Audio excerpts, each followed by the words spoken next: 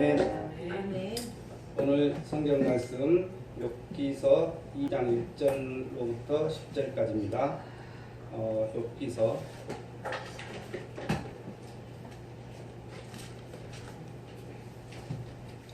욥기 2장 1절로 10절까지입니다. 구약 761쪽에 있습니다. 욥기서 2장 1절부터 10절까지 제가 공독하겠습니다.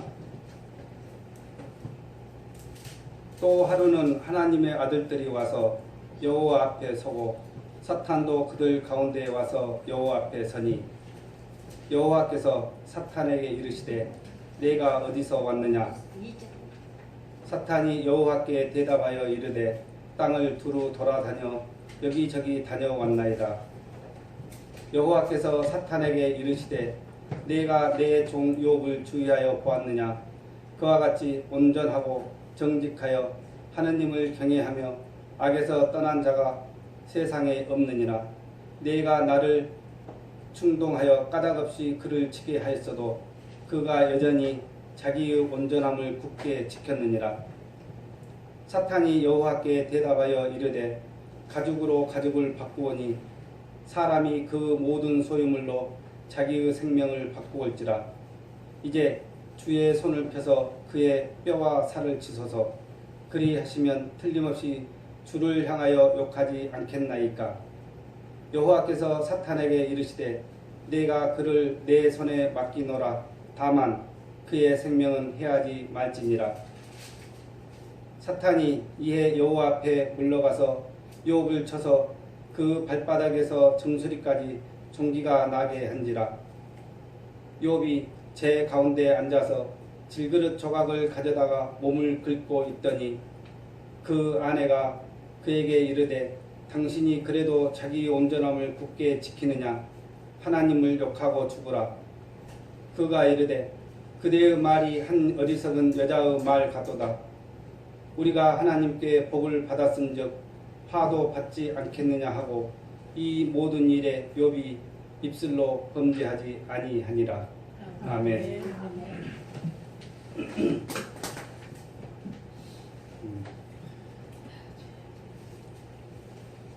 러시아 시인 거대 시인이죠. 푸시킨 시에 이런 시가 있습니다. 삶이 그대를 속일지라도 슬퍼하거나 노하지 말라. 우울한 날들을 견디면 믿으라. 기쁨의 날이 오리니 마음은 미래에 사는 것, 현재는 슬픈 것, 모든 것은 순간적인 것, 지나가는 것이니 그리고 지나가는 것은 훗날 소중하게 되리니. 여러분은 학창시절에 이런 시를 한 번쯤 접해보지 않으셨습니까? 젊었을 시절에 가까운 친구들에게 편지 쓸 때도 이용하기도 하고 우리 생활 주변에서 좀 많이 이용됐던 것 같아요. 나 어렸을 때도 남성들 이발소 같은 데 보면 벽면에 이렇게 액자가 돼 있고 미장원 같은 데도 이렇게 생활 주변에서 이제 장신용 액자 등에도 많이 붙어 있었던, 많이 애용했던 시죠. 젊은 사람들이. 우리는 인생을 살면서 많은 속임을 당하고 살고 있을지도 모릅니다. 가장 먼저 사랑하는 사람에게 속임을 당하고, 부모는 자식에게 속임을 당하고, 친구에게 속고, 또 사업장에서 사업에 실패해서 인생에 속고, 직장에서 또 직장 동료들 간에도 속고 속이고. 여기 오늘 본문에 등장하는 욥은 우리 인간의 역사상 가장 깊게, 가장 처절하게, 또 가장 처참하게 자기 인생 삶에 속임을 당한 인물일지도 모릅니다. 미국 어떤 한 경찰관이 맨체스터에서 흉기에 찔려 죽었습니다. 순직에 있겠죠. 왜 그랬을까요?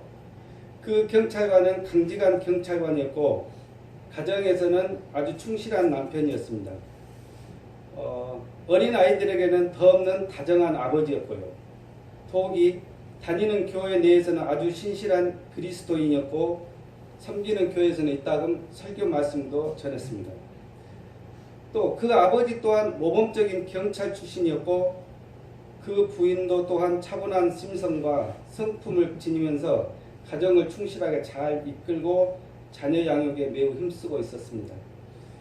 그 인생 어떤 모습이나 어느 모습이나 주변의 어느 환경을 보아도 그 경찰관이 흉기에 찔려 사랑하는 가족의 품을 떠나는 일이 슬픈 일이 발생해서는 안 되는 상황이었습니다. 어쩌면 이런 안타까운 일들쯤은 요즘 세상에서 우리 주변에서 너무도 흔히 겪게 되는 아주 흔한 일일 수 있습니다. 이야기거리도 안 될 수도 있겠죠. 뉴스거리에 너무 많이 나오니까. 그러나 어쨌든 한편으로 마음속 저 깊은 곳에서 치밀어 오르는 분노나 화는 때로는 우리의 잠재력을 잃게 만들곤 하죠.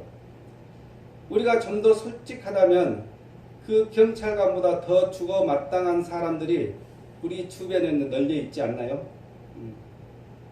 무고한 사람들을 부당하게 교도소에 보낸 부정한 경찰관이나 뇌물을 받은 못돼 먹은 부패한 경찰관이 어디에는 꼭 있었을 것입니다.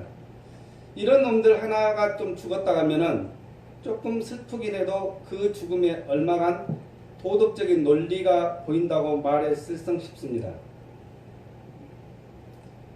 그러나 감히 말하건대 그 경찰관 가족들은 하나같이 무척이나 착한 사람들이었습니다. 물론 제가 전혀 없진 않았겠죠. 그래도 반듯하게 사람들이었습니다. 그런데 왜 이런 무의미하고 끔찍한 일들이 그들에게 일어났을까요? 여기서 우리는 우리가 사는 세상을 좀 더 솔직하게 직시해야 될 필요성이 있습니다. 하나님은 왜 이런 일을 허락하실까? 이런 일을 바로잡기에 왜 아무것도 하지 않고 계실까? 하나님은 도대체 어디에 계실까? 다른 한편으로 왜 하나님과 정의에 그다지 개념치 않는 사람들이 잘 사는 세상이 되냐 이 말씀입니다. 까마득한 옛날 똑같은 부당함을 붙잡고 드자비를 했던 정직한 사람의 환한 목소리를 우리 시대의 말로 되바꿔서 한번 들어보겠습니다. 다음 시는 욥기 21장을 이해하기 쉽게 풀어 쓴 것입니다. 욥의 목소리를 한번 들어보겠습니다. 왜 악한 놈들이 잘 나가고 오래오래 살고 부자가 되기까지 하는가? 이들은 자녀들의 성공을 보며 자녀의 자녀들을 보고 즐거워한다.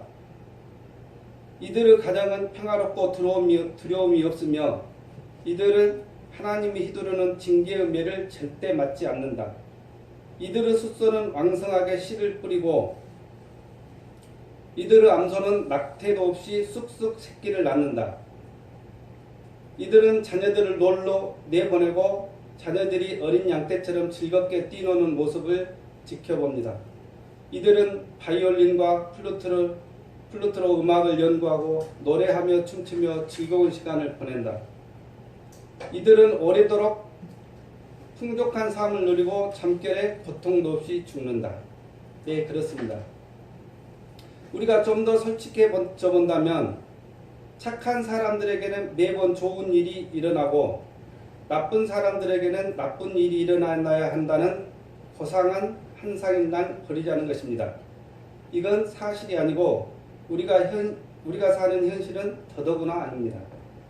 오늘 본문의 욥도 얼마나 할 말이 많겠습니까? 욥에 대해서 좀 알아보겠습니다. 욥이 사는 곳은 1장에 나왔다시피 우스 땅에 살고 있었습니다. 우스가 정확히 어딘지는 현재로서는 추측이 불가능하고 약속의 땅 바로 동쪽의 에돔 땅에 위치했을 거라고 추측이 됩니다. 그러나 이스라엘 안에는 위치하지 않았다는 주장은 확실하죠. 욥의 긍정성이 1장 1절에 잘 나와 있습니다. 그 사람은 한번 보십시오. 1장 1절 책이 펴져져 있으니까 한번 보시면서 그렇죠.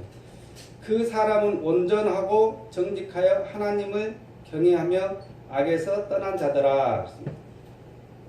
온전, 정직, 경외, 악에서 떠난 자. 욥의 대표적인 대명사로 지칭되는 네 가지 단어들입니다. 여기서 욥의 저자는 욥에 대해서 네 가지를 말했습니다. 첫 번째 진실성, 다른 사람들을 대하는 태도, 종교와 네 번째는 도덕성입니다. 이 네 가지는 우리 현재를 살아가는 사람들과는 사뭇 차원이 다른 이따금 필요에 의해 보여지는 모습이 아닌 욥의 변함없는 본성, 즉 본질성입니다. 욥의 본질성이죠. 첫째, 욥의 온전함입니다. 이 온전함이라는 단어는 영어의 퍼펙트라는 완전하라는 단어보다는 좀 나은 고차원적인 단어 번역이죠. 죄가 없다는 뜻은 아닙니다. 욥에게도 죄는 있었습니다. 14장 16절에 그러하운데 이제 주께서 나의 걸음을 세시오니 나의 죄를 감찰하지 아니하시니까 욥에게도 죄가 있었는가 봅니다. 이렇듯 이 온전함이라는 단어는 죄가 없고 완전하는 뜻이 아니라 인격적으로 진실하다는 뜻입니다. 둘째로 정직이라는 표현을 썼습니다. 이 표현으로 인해서 초점이 욥의 진실함, 욥이 사람들을 대하는 방식으로 조금 옮겨집니다. 그래서 욥은 정직하고 솔직하며 배신하지 않을 테고 공정하게 거래하기 때문에 동업에도 좋을 사람으로 이해됩니다. 셋째, 욥의 성품은 진실함이 두드러져 있고 대인관계는 정직한 거래가 두드러졌으며 종교는 경건이 두드러졌습니다. 욥 자신이 경외하는 하나님을 얼마나 알았는지는 모릅니다. 그러나 세상을 지으신 하나님을 공경했고 하나님 앞에서 경건했으며 하나님 앞에 무릎을 꿇고 엎드렸습니다. 그 결과 하나님을 하나님으로 높였고 하나님께 감사했습니다.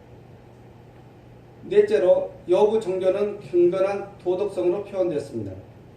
악에서 떠난 자들아 그랬습니다.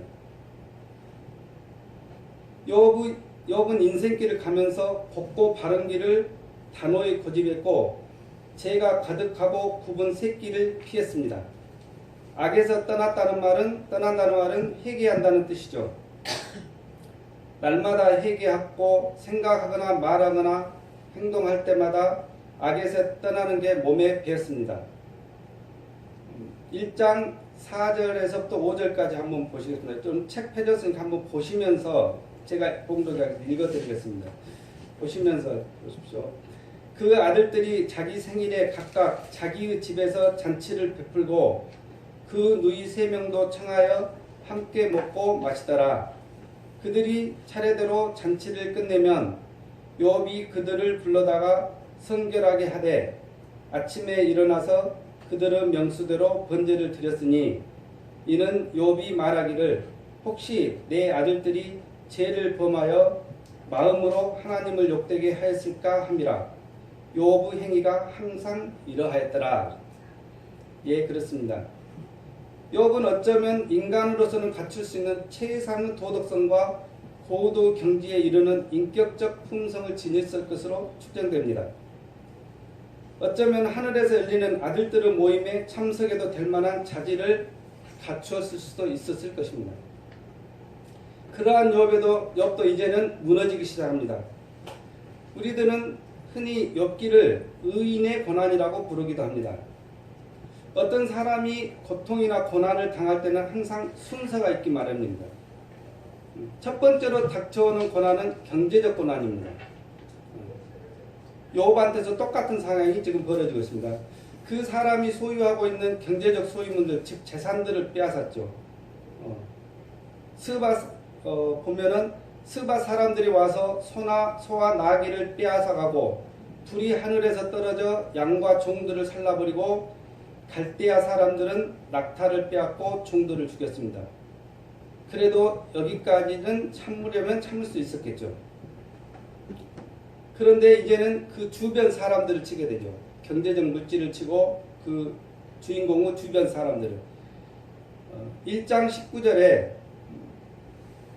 거친 들에서 큰 바람이 와서 짐 4모퉁이를 치매 그 청년들 위에 무너짐으로 그들이 죽었나이다. 그 청년들 즉 자식들이 모두 죽었습니다. 욥에게는 아들 7과 딸 3이 있었죠. 그래서 그 자식들이 모두 죽었습니다. 두 번째로 주변 사람들을 치게 되는 것이죠. 이제 세 번째는 생명을 담보로 장난을 치고 있죠. 2장 4절을 펴진 책을 한번 보시면서 들어보십시오. 사탄이 여호와께 대답하여 이르되 가죽으로 가죽을 바꾸오니 사람이 그 모든 소유물로 자기의 생명을 바꾸었지라. 그렇습니다. 무섭죠. 이제는 생명을 노리게 되는 것입니다. 먼저 재산을 빼앗고 주변 사람들을 치고 이제는 본인의 가죽을 치게 되는, 즉 생명을 노리게 되는 겁니다. 그런데 여기서 한 가지 더 가장 가깝고 소중한 사람인 아내마저 사탄이 원하는 것을 하라고 요구하고 있죠. 아내는 애롭고 고난당하는 남편에게 이렇게 간청합니다. 2장 9절이 있습니다. 당신이 그래도 자기의 온전함을 지키느냐? 하나님을 욕하고 죽으라. 정말 환장하고 기가 막힐 노릇입니다. 발바닥에서 정수리까지 온몸에 종기가 나서 오갈 데 없어 잿더미 위에 앉아 질그릇 조각을 가져다가 온몸에 종기가 난 종이 얼마나 간지러웠겠습니까? 온몸을 긁고 있는데 그 부인마저 하나님을 욕하고 죽으랍니다. 죄송한 말씀입니다. 여자들의 문제입니다. 여자들의 문제예요. 요즘은 안 그렇죠. 왜 등장인물을 여자의 입을 통해서 이랬을까요? 아담과 하와 시대도 마찬가지고 꼭 보면 여자의 입을 통해서 이렇답니다. 누군가 말했습니다. 인생은 연극이다라고.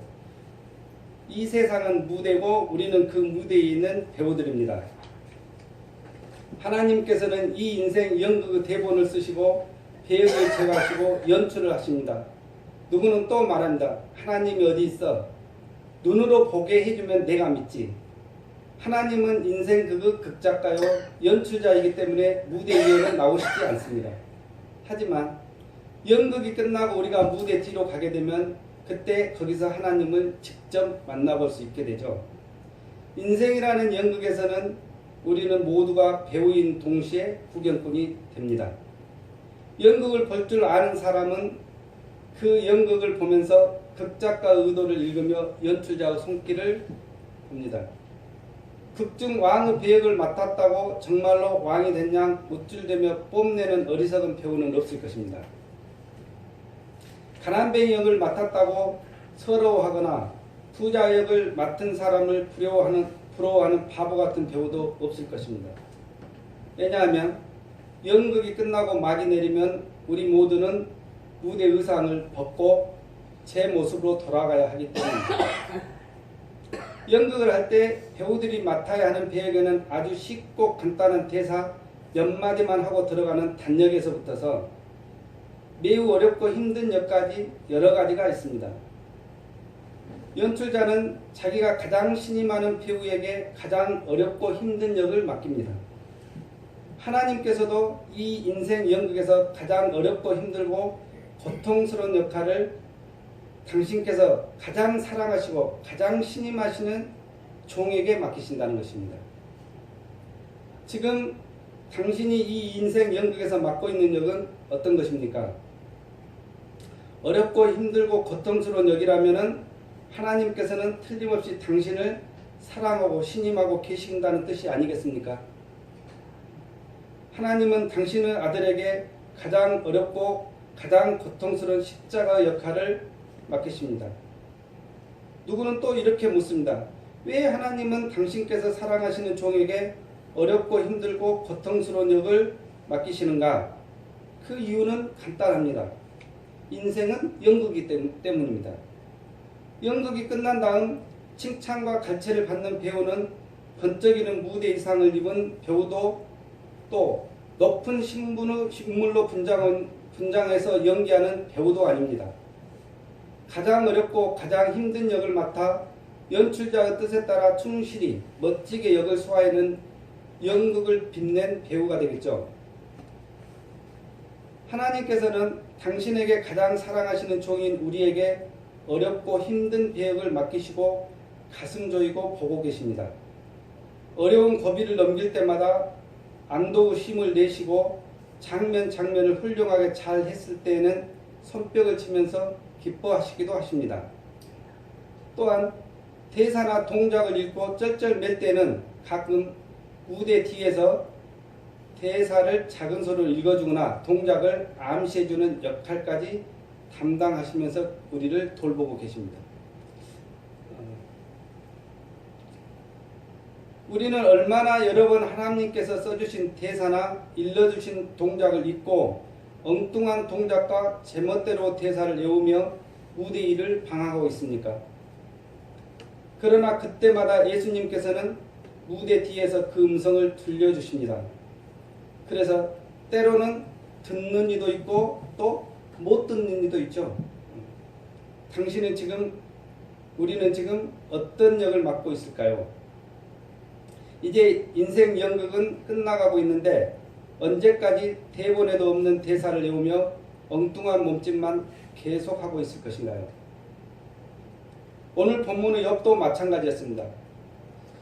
이미 욥의 의지와는 전혀 관계없는 하늘에서 회의가 열렸다고 그랬습니다. 하늘에서 회의가 열립니다. 천상회의입니다. 그들의 장난에 욥이 놀아난 것입니다. 즉 사탄의 시험 무대였습니다. 어떻게 해서든지 넘어뜨리려는 사탄과 그래 해볼 테면 얼마든지 해봐라 절대 욥은 그런 놈이 아니야 라고 하는 하나님의 중간에 끼어 있었던 것입니다. 우리는 흔히 우리 주변에 누군가가 어렵고 힘든 고난을 당하고 있을 때면 이렇게들 쉽게 말을 해버리죠. 전생에 무슨 죄가 졌어? 조상님의 죄를 잘못 쓴 거야. 조상님 묘를 옮겨야 돼. 당신의 이름 썼다가 잘못돼서 개명을 하시라고. 심지어는 당신의 얼굴상이 그런 상이 아니야. 재수없는 상이야. 요즘에 그래서 평화광장이다 카페 같은 데는 뭐 타로 카페나 사주 카페 같은 게 우후죽순으로 늘어나서 참 젊은이들이 많이 거기 앉아 있더라고요. 우리는 이 모든 원인들을 엉뚱한 곳에서 찾으려고 합니다. 욥의 아내나 뒤에 등장하는 욥의 친구들 네 친구가 있습니다. 즉 대만 사람 엘리바스나 수아 사람 빌닷이나 나아마 사람 소발 그리고 부스 사람 엘리후까지 이들 모두는 우리들의 모습을 비춰주는 거울들이죠. 욥의 불행한 소식을 듣고 위로하고 서로 약속해서 시간을 정해서 위로하러 가자고 해서 왔습니다. 그런데 오히려 욥의 과거 죄만 찾아내려고 계속 들쑤시고 있죠. 이리 쑤시고 저리 쑤시고 죄를 회개하라고 하고 오히려 5장 6분만 쑤셔놓습니다. 이제 우리는 욥의 인내를 보아야 할 때인 것 같습니다. 1장 21절부터 22절까지 한번 보십시오. 내가 모태에서 알몸으로 나왔사온즉 또한 알몸이 그리로 돌아가올지라 주신 이도 여호와시오 거두신 이도 여호와시오니 여호와의 이름이 찬송을 받으실지니라 하고 이 모든 일에 욥이 범죄하지 아니하고 하나님을 향하여 원망하지 아니하니라 그랬습니다. 또 2장 10절에 우리가 하나님께 복을 받았은즉 화도 받지 아니하겠느냐 하고 이 모든 일에 욥이 입술로 범죄하지 아니하니라 그랬습니다. 그렇습니다. 욥은 그 고통을 고난을 당하면서도 입술로 범죄치 아니하였습니다. 현재를 살아가는 우리의 모습들과는 전혀 다르다는 것을 알 수 있죠. 내가 얼마나 많이 헌금을 했고 얼마나 많이 기도를 했는데 왜 하나님께서는 나의 기도는 안 들어주시고 생활은 점점 더 힘들어지고 어려워지고 고통은 더 심해지는 거야 라는 것이죠. 우리는 지금까지 번영 복음에 너무 익숙해져 있지 않았나 반성해 봐야 될 것입니다. 번영 복음입니다. 내가 이만큼 남을 돕고 이만큼 헌금하고 이만큼 기도했으니까 우리 하나님께서는 최소한 이만큼은 나에게 복을 주셔야 되지 않냐입니다. 야고보서 5장 11절에 보라 인내하는 자를 우리가 복되다 하니 너희가 욥의 인내를 들었고 주께서 주신 결말을 보았거니와 주는 가장 자비하시고 훌륭히 여기시는 이시니라. 욥은 인내를 했습니다. 전투에서 인내를 보여줬고 오랜 기다리면서 인내를 보여주었습니다. 그리고 하나님의 긍휼과 자비를 기다렸습니다. 우리는 우리의 질문, 즉 특히 고난에 관한 질문의 해답을 기대하고 욥기를 펼쳐 읽을 때가 있습니다. 고난하면 욥기니까요. 인간 주인공은 분명 고난을 받지만 분명 욥기는 고난에 관한 책이 아닙니다. 이제 결론을 말씀드려야 할 것 같습니다. 욥이 고난을 받는 까닭은 욥이 하나님을 믿기 때문입니다. 욥은 하나님을 믿는 사람으로서 고난을 받습니다. 그리고 욥이 고난받는 신자이기 때문에 욥기의 핵심 인물과 주제는 고난받는 욥이 아니라 욥이 상대해야 하는 하나님입니다. 우리 공동체 안에 있는 신자들도 또한 마찬가지입니다. 우리가 인생을 살면서 어느 날 예고도 없이 불어닥친 불행이나 고난, 고통, 즉 우리가 믿음을 갖는 신자이기 때문에 오는 것입니다. 어쩌면 이 믿음이 강할수록 사탄은 하나님께 더 강한 요구를 할지도 모릅니다.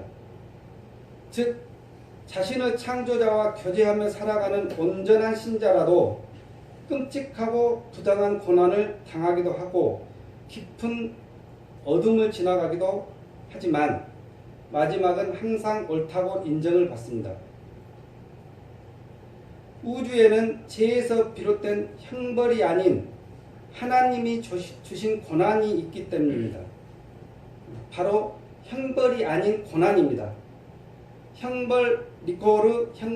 고난 이꼬르 형벌이라는 등식 관계를 성립시키지 말아야 합니다. 우리는 그걸 착각하고 있는 것이요.